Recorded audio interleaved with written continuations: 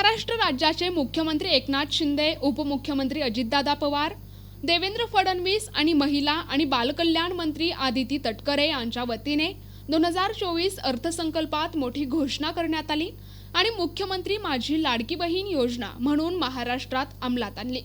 या योजनेनुसार महाराष्ट्रातील सर्व पात्र महिलांना आणि मुलींना आत्मनिर्भर आणि स्वावलंबी करण्याचे सरकारचे ध्येय आहे। या योजनेनुसार महाराष्ट्रातील सर्व पात्र महिलांना आणि मुलींना आत्मनिर्भर आणि स्वावलंबी करण्याचे सरकारचे ध्येय आहे।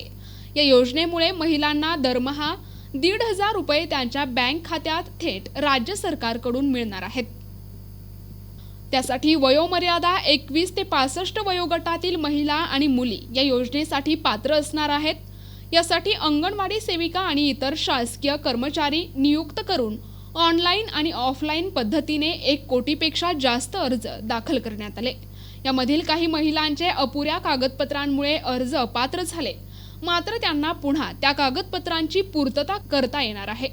मात्र गेल्या 2 दिवसांपूर्वी लाडक्या बहीण योजनेचे पैसे खात्यात जमा झाल्यामुळे महिलांमध्ये एकच आनंद आणि उत्साह पाहायला मिळाला। यावेळी आंबेत परिसरातील SBI शाखेत महिलांची तुफान गर्दी पाहायला मिळाली। महिलांचे Aadhaar link, mobile link, passbook update, Aadhaar seeding करण्यासाठी एकच गोंधळ या ठिकाणी निर्माण झाला होता। यावेळी राज्याचे मुख्यमंत्री, उपमुख्यमंत्री आणि महिला आणि बालकल्याण मंत्री आदितीताई यांचे मनापासून महिलांनी आभार व्यक्त केले। मात्र आंबेत शाखेच्या बंद ATM सुविधांमुळे महिलांची गैरसोय होताना पाहायला मिळाली।